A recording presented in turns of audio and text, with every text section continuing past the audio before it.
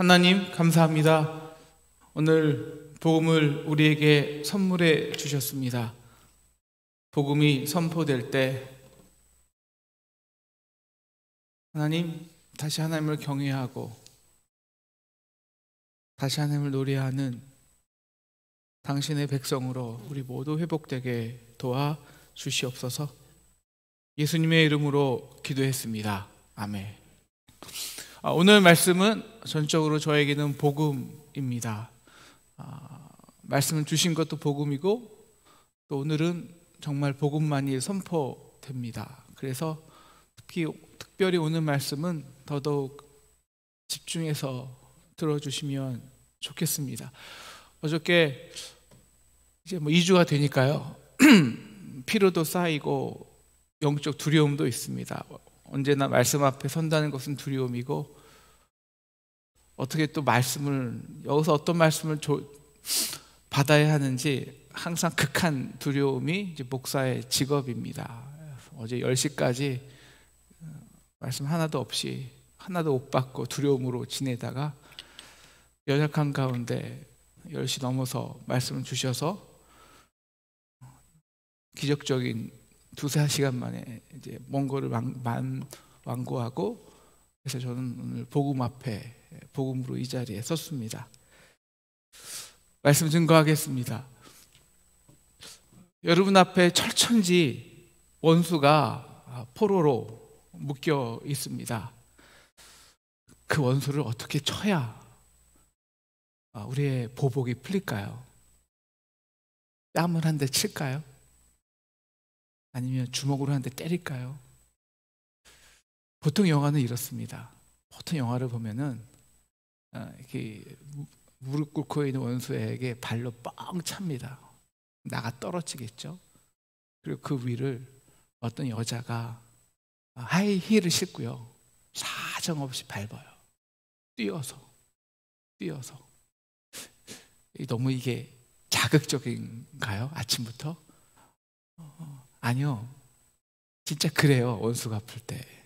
근데 사실 오늘 말씀이 이 말씀입니다. 주님과 담대히 나아가 원수를 완전히 밟아 이겨 승리를 외치며 찬양하세. 그리스도 나의 왕. 원수를 밟는 것이 오늘 말씀입니다. 오늘 말씀은 여러분이 이미지화를 해야 합니다. 이미지화. 그래야 깊은 의미를 알 수 있습니다. 이사야가 특히 그래요. 요한계시록하고요. 사실 그래서 오늘 말씀은 요한계시록을 전혀 알 수 없으면 그 말씀 해석할 조차 없는 말씀 본문입니다. 이사야 1장 18절 어떻게 시작하냐면요. 여호와께서 말씀하시되 오라 우리가 서로 변론하자. 너희 죄가 주홍 같을지라도 눈과 같이 휘어질 것이요 진홍같이 붉을지라도 양털같이 되리라.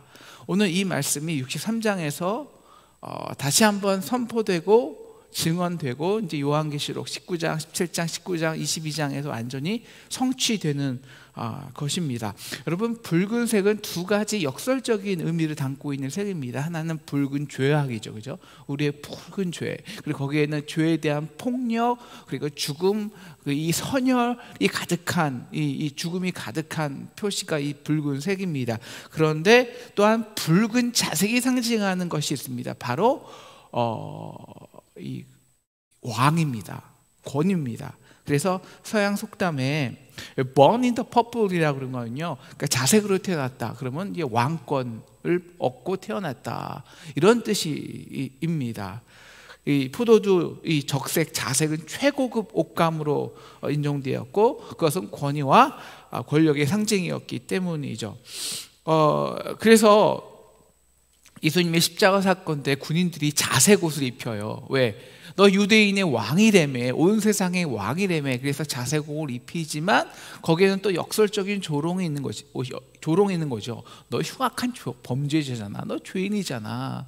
너 그래서 그 죄를 다 뒤집어 쓰고 가는 그 십자가에서 피 흘려 죽을 수밖에 없는 너 그런 자잖아라고 조롱하는 것입니다.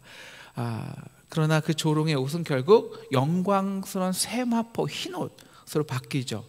그러니까 붉은 진정한 이 붉은 이 자색 아주 그 권위의 자색, 이 퍼플의 옷이 붉은 핏빛 자색으로 바뀌지만 양털같이 휘어지는 과정이 또한 역사의 과정이고 구원의 과정입니다. 그런데 이 하나님의 이 변화의 과정, 그래서 예수님께서 변화산에 올라가서 완전한 흰 옷으로 바뀌는 영광스러운 옷을 입으시는, 영광으로 변모하는 모습이 또한 어떤 모습이냐?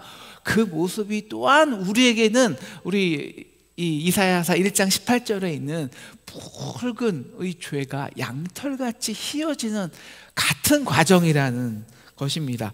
이것이 이제 색으로 표현된 역사의 변화요, 구원의 과정인데요. 이것을 이제 인식하고 우리가 오늘 본문을 좀 봐야 이해가 쉽게 됩니다. 우리 1절 보겠습니다. 함께 크게 읽겠습니다. 시작. 에돔에서 오는 이 누구며 붉은 옷을 입고 보라스에서 오는 이 누구냐? 그의 화려한 의복 큰 능력으로 걷는 이가 누구냐? 그는 나이니 공의를 말하는 이요 구원하는 능력을 가진 이니라. 여러분, 에돔에서 오며 홍의를 입고 보라스에서 오는 이가 누구냐라는 거죠. 에돔은 누구입니까? 에돔은 이스라엘의 형제 나라예요. 야곱과 에서의 후손들이 에돔이 됐는데요, 형제 나라인데 형제가 어떨 때는 정말 원수보다 더할 때 있지 않습니까? 그런 게 에돔입니다. 예. 보라스는 에돔의 수도인데요, 거기에는 이 보라스에서는 포도 재배들이 많아서 포도 재배할 때는요 온 도시가 빨개요. 근데 거기서 나오는 자가 있다는 겁니다. 나오는 자, 화려한 의복을 입고 공의를 가진 사람인데요. 그래서 오늘 이사야는 이 사람에게 이렇게 묻습니다. 어찌하여 내 의복이 붉으며 내 옷이 포도즙 틀을 밟는 자 같으냐? 라고 말하는 거죠. 우리 그 표준 새벽 번역에는 이렇게 표현합니다. 어쩌다가 당신 옷에 그렇게 포도즙 틀에서 밟은 자처럼 붉게 물들었습니까? 라고 묻는 겁니다. 이 에돔이요, 이 언제 특히 유다 백성에게 원수 같은 짓을 했냐면요, 바벨론에 포로될 때입니다. 그러니까 이 형제가 바벨론에 포로 잡혀가면 애통해야 되잖아요. 그런데 이 완전히 놀린 거예요. 유다를 향해 거봐라, 잘 됐다, 너희 그렇게 잘난 척하더니 아주 쌤통이야, 하나님이 너희를 그렇게 치신 것이라고, 이번 기회에 완전히 무너져 버려라, 이번 하나님이 너를 완전히 끝낸 거야 라고 조롱을 합니다. 그래서 시편 137편 7절에 이렇게 말해요. 유다 백성이 그 분함과 원함을 하나님께 이렇게 기도하는 거예요. 여호와여, 예루살렘이 멸망하던 날을 기억하시고 에돔 자손을 치소서. 그들의 말이 헐어버리라 기초까지 헐어버리라 하였나이다. 그런데 그 철천지 원수 에돔 그 수도 도시에서 붉은색 옷을 입고 나오는 자가, 이 공의의 권능의 자가 있다는 겁니다. 왜 그렇게 붉게 물들었냐고요? 여러분, 이스라엘 사람들은요 포도주를 만들기 위해서는 큰 탱크에 포도주를 딱 넣고 맨발로 집 밟습니다. 우리 옛날에 그 어른들이 우리 큰 드럼통에다가 빨리할 때 집 밟는 거하고 똑같아요. 근데 혼자 맨발로 밟을 수가 없어요. 왜? 이게 빠져요. 혼자 할 수 없는 거예요. 그래서 여러 번이 같이 손을 잡고 그 드럼통에 들어가서 포도주를 팍 밟는 겁니다. 어떨 때까지? 포도주의 진액이 다 빠져나올 때까지, 껍질 남을 때까지. 그럼 어떻게 되겠습니까? 당연히 그 옷에 그 포도주 진액, 자주색 진액이 다 튀겠죠. 다 튀겠죠. 그렇게 완전히 그 옷에 자주색 핏빛으로 선열로 완전히 튀어버렸다는 것입니다. 그리고 이렇게 3절 대답하죠.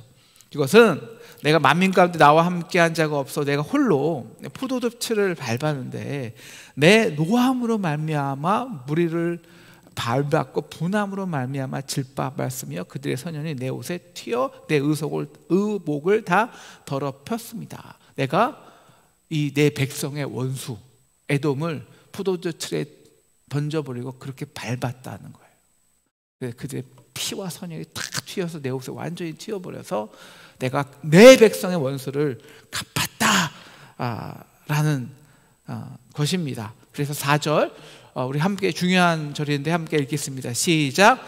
이는 내 원수 갚는 날이 내 마음에 있고, 이는 내 마음에 있고 내가 구속할 해가 왔으나. 우리 이제 혹시 이 이사야를 쭉 보시면 특히 60장 59장부터 같이 반복되는 중의적 표현이 있어요. 역설적 표현. 은혜의 해와 보복의 날입니다. 이것은 언제나 같이 나와요. 59장에도 보면 59장에도 있고요, 또 58장에도 있을 건데요, 이 은혜의 해와 보복의 날은 같습니다. 내 원수가 누구냐? 여기서 내 원수, 다시 말하면 이 내 원수 갚는 날과 내 백성을 구원하는 날이 같다는 건데요, 내 원수가 누구냐? 내 백성의 원수예요. 내 백성을 모욕하는, 내 백성 연약해요. 그래서 그 연약함을 다 붙잡아주고 그냥 흔들어 버리고 내천거 버리고 너 죄인이야 정죄하고 죽이는 이 에돔이, 영적으로 에돔이 내 원수들입니다. 사단이죠, 사단. 응? 그 날을 갚겠다는, 그 원수의 날을 갚겠다는 거예요, 에돔을. 그래서 61장 2절에도 여호와의 은혜와 우리 하나님의 보복의 날을 선포하며 모든 슬플 자를 위로하라. 우리가 위로가 이 은혜와 보복의 날을 선포하라는 것입니다. 그 은혜와 보복은 동시에 이루어진다는 거예요. 어떻게 그것이 가능합니까? 어떻게 그것이 가능할까요? 1절에 이미 1절이 중요합니다. 그가 누구냐? 큰 능력으로 걷는 이가 누구냐? 나의 공의를 말하는 자요 구원의 능력을 가진 자리라. 여러분, 그의 이 구원의 능력은 어디서부터 나오냐면요, 완전한 공의입니다. 그래서 오늘 말씀의 핵심의 말은 공의입니다. 공의. 이 말이 기독교에서 빠지면 기독교는 우상단지와 다름이 없습니다. 공의예요. 오직 예수님만이 할 수 있는 것이 진정한 공의입니다. 예수 하나님의 공의, 이 공의입니다. 자, 그래서 내 백성의 원수를 갚으려고 왔는데, 구원하려고 하는데, 4절 우리 이런 표현이 마지막 절에 이르죠. 원수 구원의 해가 왔으나, 그렇게 구원하려고 했는데 5절을 보니까 내가 본즉 도와주는 자도 없고 불러들어 주는 자도 없으므로 이상하게 여겨. 다시 말하면 우리 포도주는 아까 말씀하셨지만 포도주 밟을 때는 혼자 밟지 못해요. 같이 밟는 겁니다. 그런데 아무도 없다는 거예요. 여기서는 굉장히 두 가지 중요한 영적인 의미가 있습니다. 이것은요, 그 원수의 죄를 보복할 수 있는 능력을 가진 자는 아무도 없어요. 왜? 모두가 죄인이기 때문에요. 그러니까 내가 원수를 보복하려고 해도 그것이 완전한 보복이 되기 위해서는요, 한 가지 조건이 있어요. 내가 죄가 없어야 돼요. 그럼 그건 공의가 아니거든요. 그건 보복이 아니에요.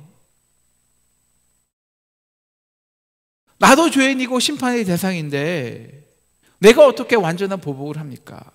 그러니까 나도 사실 그 공의라는 그 무거운 정의 앞에 내 죄가 짓밟힐 수밖에 없다는 거예요. 그래서 하나님만이 심판하셔서 오늘 홀로 하시는 거예요. 그래서 이상하다는 거예요. 내가 이들을 보복하려고 하는데 나와 함께 해줄 사람이 없다. 다시 말하면 내 백성들도 심판의 대상이라는 거예요. 그래서 내 팔에 나를 구원하며 스스로 나를 내 분노의 의지에서 구원의 이 포도틀을 밟았다는 겁니다. 그래서 내 분이 나를 붙들었습니다. 오직 그분의 완전한 공의로 6절 누구를 이제 밟냐? 내 만민을 밟았으며 내가 분함으로 말미암아 그들을 취하게 하여 그들의 선혈을 땅에 쏟아지게 하였느니라. 여기서 하나님의 고민이 있는 거예요. 공의의 고민이 있는 거예요. 네, 우리 하나님은 사랑하는 내 백성의 원수를 갚기 원합니다. 그 에돔 정말 쳐 죽이고 싶습니다. 그런데 문제가 아니에요. 하나님은 진정한 공의예요. 선별적 공의가 아니란 말입니다. 내 에돔의 원수를 갚으려고 했는데 누구까지 밟아버리게 될까요? 네, 내 백성들입니다. 내 백성들이에요. 그래서부터 7절부터는요, 이사야가 간절히 그 하나님의 자비를 노래하고 은혜를 구하는 것입니다. 이스라엘의 아버지 되신 하나님, 네, 당신은 공의의 하나님이라는 건 내가 잘 압니다. 그래서 우리 16절을 한번 같이 읽을까요? 16절입니다. 시작. 주는 우리 아버지시라. 아브라함은 우리를 모르고 이스라엘은 우리를 인정하지 아니할지라도 여호와여, 주는 우리 아버지시라. 옛날부터 주의 이름은 우리의 구속자라 하였거늘 우리가 비록 넘어지고 우리가 비록 당신을 공의하지 않았지만 이 백성이 연약해서 죄악돼서, 그러나 하나님 당신은 우리 아버지 아닙니까? 이사야가 붙드는 거예요. 그래서 자비를 베풀어 달라는 거예요. 하나님은 공의의 하나님이라 이스라엘 백성을 죄악으로 풀무불로 달려나서래요. 그래서 그들의 죄악 때에 환난을 주셨습니다. 환난. 하지만 하나님은 사랑의 하나님입니다. 동시에 환난을 주시지만 우리 9절 되게 중요해요. 9절. 그들의 모든 환난에 동참하사 그의 사랑과 그의 자비로 그들을 구원하시고 옛적 모든 날에 그들을 드시며 안으셨다는 거예요. 안으셨어요. 예, 그렇게 항상 그들을 구원하셨는데 어떻게 해요? 그들의 구원에 동참하셔서. 근데 그들이 반역합니다. 그들이 반역해요. 어떻게 반역합니까? 예, 그들이 배반하고 그들이 보낸 이사야 선지자들을 다 죽이는 거예요. 그래서 하나님 어쩔 수 없어서 그들을 바벨론의 포로로 환난을 주시죠. 고난을 주세요. 그래서 이사야가 이제는 간절히 기도하는 것입니다. 15절. 주께서 베푸시던 이 자비와 사랑이 이제 내게 그쳤나이다. 이제 17절. 여호와여, 어찌하여 우리로 주의 길에서 떠나게 하시며 우리의 마음을 강팍하게 하사 주를 경외하지 않게 하시나이까. 원하건대 주의 종들, 주의 산업인 지파들을 위하여 돌아오소서. 그래서 한마 외에도 이 강팍한 주의 심령의 백성들을 구원하소서. 다시 이들을 하여금 하나님을 경외하게 하소서. 하나님을 사랑하게 하소서. 다시 회개하게 하소서. 그 구원은, 그 요청은 딱 하나예요. 하나님, 당신의 사랑을 알고 경외하게 해달라는 것입니다. 그래서 하나님이 포도주 틀에 만민을 밟으실 때, 하나님이 내 백성의 원수를 갚으실 때, 하나님이 하나님의 공의 때문에, 하나님의 은혜와 자비로 인해서 내 백성은 심판당하지 않게 하소서라는 간절한 기도입니다. 오늘은 여기까지예요. 근데 이 기도가 응답되는 것이 요한계시록입니다. 요한계시록의 전체 내용이에요. 사실 전체 내용. 그래서 하나님은 오늘 기도에 응답하시기 위해서 이제 하나님이 자신의 아들 예수 그리스도를 공의, 그 능력인데 구원의 능력은 어디로? 그 공의의 능력으로 이 땅으로 고난의 종으로 보내시는 겁니다. 그래서 포도주 틀에 흉포를 입고 오신 것이죠. 여러분, 에돔이 무엇입니까? 우리를 정죄하는 사단입니다. 우리를 죄를 짓게 해요. 그런 다음에 유혹한 다음에 죄를 짓게 해요. 그럼 우리를 정죄하죠. 그러면 너 죄 졌어? 너 끝났어. 너 끝난 거야. 너 하나님으로부터 끝난 거야. 이게 에돔이 한 짓이거든요. 그래서 우리가 한번 죄 졌다고, 연약하다고, 그래서 우리가 환난과 고난이 있다고, 너 이제 끝난 거야 라고 정죄해 버리는 겁니다. 이게 에돔이에요. 우리의 철천지 원수죠. 그래서 하나님이 그 아들로 하여금 이게 보복의 날이 되게 하셔서 십자가에서 그 원수를 철저히 밟아 죽이고 승리하신 것입니다. 십자가에서 달려 예수님이 그 흉포를 입으신 것은 원수 사단 마귀를 짓밟고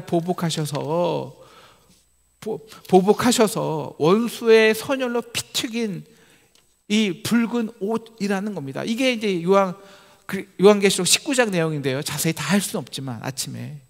그런데 문제가 있는 거예요. 자, 그 원수들이요, 그 에돔들이요, 보복당하면서요, 하나님께 외치는 거예요. 당신은 공의의 하나님이라며요. 당신도 아시잖아요. 저들도 백성, 저들도 죄인입니다. 그들도 밟아야 당신의 공의가 완벽한 공의 아닙니까? 라고 하나님께 대드는 거예요. 그러니까 하나님이 그래, 맞아. 그래, 그 죄도 내가 보복해야지. 아주 밟아버려서 완전히 그들의 죄악도 끝내 소멸해 버려야지.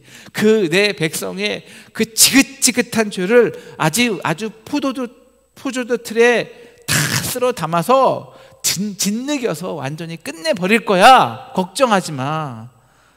그리고는 자신의 거룩한 아들이, 그 자색 옷을 입은 거룩한 아들을 죄에 가득한 더러운 인간의 몸을 입고 이 땅에 오시게 합니다. 그리고는 그 인간의 그 모든 더러운 허물을, 죄를 그 아들의 몸 안에, 그 예수가 그들의 모든 죄악을 그 몸에 완전히 연합하게 하셔서 그 죄를 다 끌어모으시는 거예요. 다 담당하시는 거예요. 다 끌어안으시는 거예요. 그래서 가장 거룩한 이가 가장 더럽고 냄새나는 죄인이 되십니다. 가장 능력 있는 권능자가 가장 죄로 인해서 저주받고 조롱받고 실패하는 자가 됩니다. 그래서 이 땅에 가장 흉악한 범죄자가 되어서 그를 포도주 틀에 던져 버리시는 겁니다.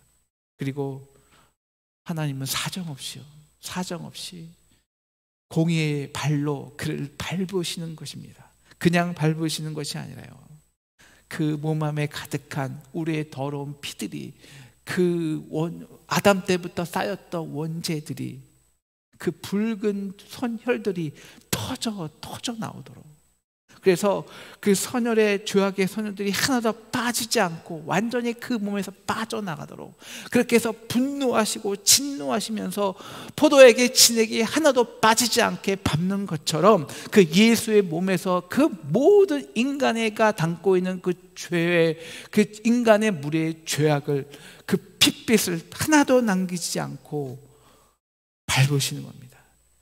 그래서 그들의 죄악을 끝내시겠다는 겁니다. 여러분, 이게 십자가형입니다. 이게 십자가형이에요. 십자가형은요, 그래서 인간의 육신 껍질만 남고요, 그 속에는 모든 진액, 모든 물과 피가 남김없이 튀고 쏟아지고 흘러나가는 것입니다. 그래서 껍질만, 육체만 남는 거예요. 그렇게 해서 우리 죄에 대한 완전한 공의를 이루어 내신 것입니다. 그래서 동시에 우리에게는 은혜하지만 그 우리를 정죄하는 사단에게는 너 받지.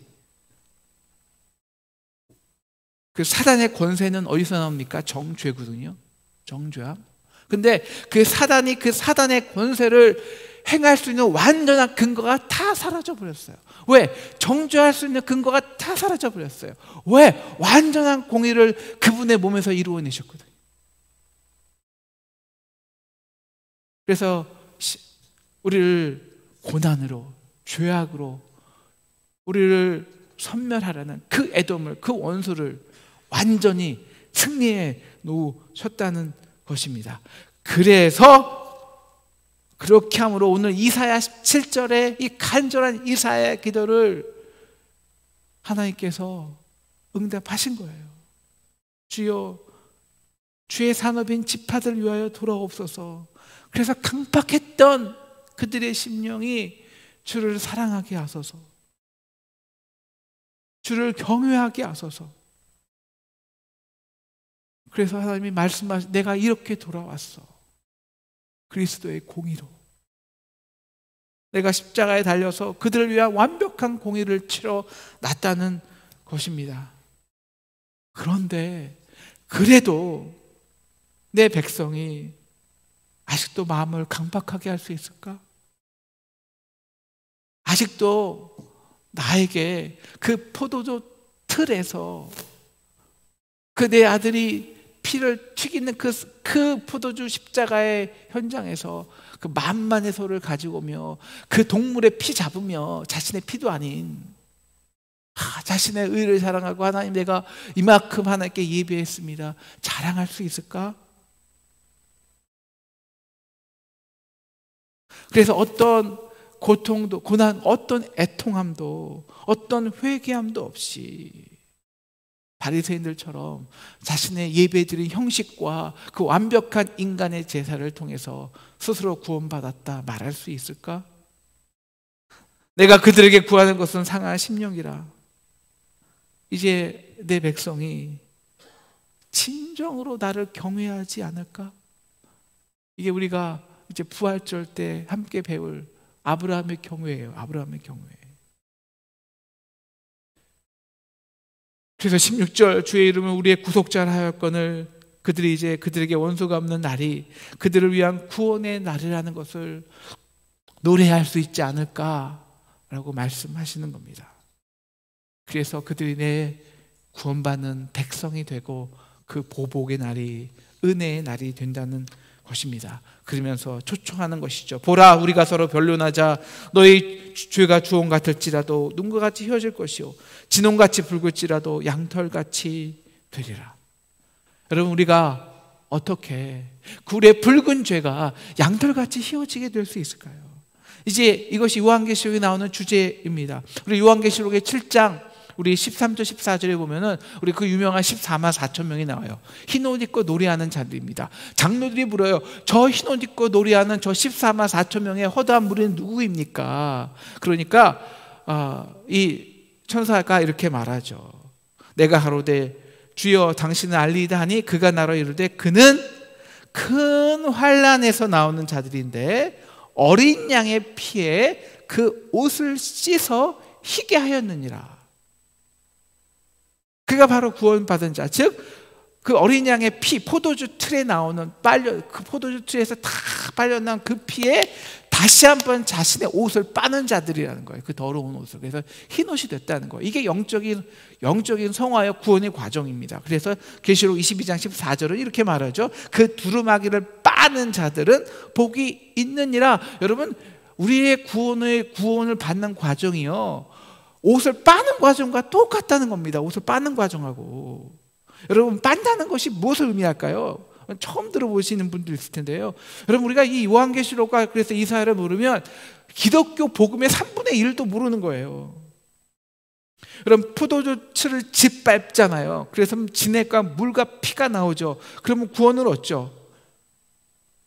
그런데 그 예수의 십자가의 현장에서 같은 포도주틀, 그 예수의 십자가의 선혈이 가득한 그곳에 자기의 구원받은 백성을 자기의 더러운 옷을 빨아요. 빡빡. 옛날에 우리 할머니들이 그 틀에서 우리의 그 더러운 옷을 팍 뜨거운 물을 밟듯이 밟아요. 그러면 점점 휘어지게 되죠. 이것이 구원을 받는 과정입니다. 이 빠는 과정을 이사야서 53장은 이렇게 말해요. 그가 찔림은 우리의 허물 때문이요 그가 상함은 우리의 죄악 때문이라. 그가 징계를 받음으로 우리가 평안을 누리고 그가 채찍에 맞음으로 우리가 나음을 입었도다. 바로 우리가 그 십자가의 현장에서 예수님이 우리의 죄와 연합하심으로 그 포도주 틀에 던져져서 하나님의 공의라는 그 무서운 심판에 짓밟힐 때, 그래서 우리의 피, 그 더러운 피가 튀어나갈 때 채찍으로, 못으로, 가시면류관으로, 창으로 찔려서 그 피가 다 튀어나갈, 선혈이 다 튀어나올 때, 그래서 그가 핏빛에 그 온몸이 붉은 선열로 흉포로 입을 때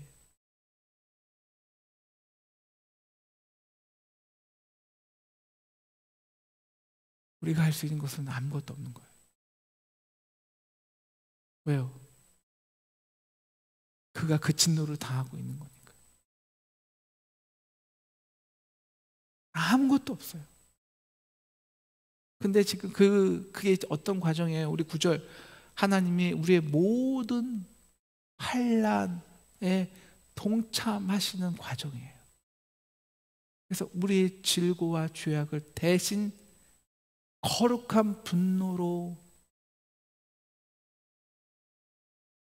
공의로 우리의 죄를 빨아내시는 시간이라는 거예요. 그 사랑을 보며 우리는 아무것도 할 수 없어요. 딱 하나 할 수 있는 것, 애통하는 것, 아파하는 것, 눈물 흘리며 회개하는 것.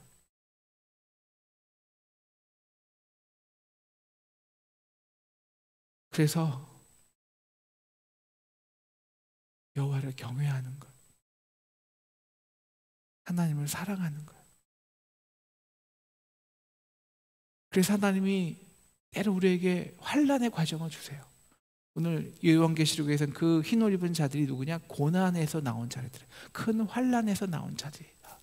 환난을 주시는 이유는요, 바로 우리는 결코 십자가 앞에 서지 않거든요. 그러니까 우리의 그 더러운 손 빨 시간이 없어요. 근데 고난을 주시면서, 고난의 그때는 비로소 그 고난에 참여한 하나님 아버지의 공의, 십자가를 묵상할 수 있는 거예요. 그 포도주 틀에 가보는 거예요. 한 번도 안 가보다가. 그래서 바로 내 고난, 바로 내 아픔, 내 저주를 담당하셔서 그 진액을 짜내고 계시는 예수님의 사랑을 보면서 그 사랑 앞에 내 더러운 옷을 빨아내는 거예요. 그러면서 점점 흰옷이 되죠. 여러분, 이 흰옷이 되는 과정이 영적으로 어떤 과정이냐? 바로 이 과정이에요. 바로 하나님, 100% 하나님의 사랑을 경외하는 거죠. 이것은 그분이 나와 완전히 연합해서 나로 죄로 인해 발생된, 허물로 인해 발생된 모든 문제와 아픔과 질고와 고난을 승리해 놓으셨다는 겁니다. 다시 말하면 1%도, 아니면 0.0001%도 내가 구원받은 의는, 내 노력은, 내 자랑은 아무것도 있을 수 없다는 거예요. 이것은 100% 하나님의 공이다. 여러분, 이 흰옷이란 완전성입니다. 완전성. 0.0001도 포함돼서는 안 돼요. 흰옷이 아니에요. 그러면 뭐냐면, 우리의 가장 더러운 죄가 뭡니까? 그 하나님 앞에서 나를 드러내는, 내가 이만큼 했잖아요. 내가 소 잡아 왔잖아요. 내가 양 100마리 잡았잖아요. 우리의 의입니다. 내가 원수 갚을 거예요. 나의 보복입니다. 그런데 그 포도주 틀 앞에서 하나님의 공의를 경험하는 사람들은 우리의 그 더러운 교만이, 내 의가 빨아지는 거예요. 조금씩. 그래서 결국 어떻게 되냐? 그 십자가의 공의 앞에 내 자랑이라고는, 내가 한 것이라고는, 내 의라고는 단 0.001%마저 남아있지 않은 자가 되는 거예요. 그래서 그 흰옷 입은 자들은 노래만 해요. 하나님께 경외만 해요. 예배만 해요. 그래서 구원하심이 보좌에 앉으신 하나님의 어린 양께 있도다 외치는 자들입니다. 그래서 하얘지는 거예요. 내 자랑과 내 의와 내 노력과 인간의 드러남이 다 죽고 깨끗하게 완전히 하나님의 은혜로만 살아가는 자들. 이게 성화예요. 이게 구원이에요. 그리고 이게 노래이고 예배하고. 그래서 요한계시록은 이런 예배를 드리는 거예요. 사랑하는 상동 성도 여러분, 고난의 과정에 계십니까? 분명 하나님은 여러분을 사랑하사 보복하실 것입니다. 그 원수들을 보복하실 것입니다. 승리하게 하실 것입니다. 그들의 여러분의 모든 환난에 동참하실 것입니다. 그래서 예수님은 하나님의 십자가로 그 포도주 틀에 여러분의 죄악을 예수님의 몸에 함께 털어 넣으시고 공의로 짓밟으셨습니다.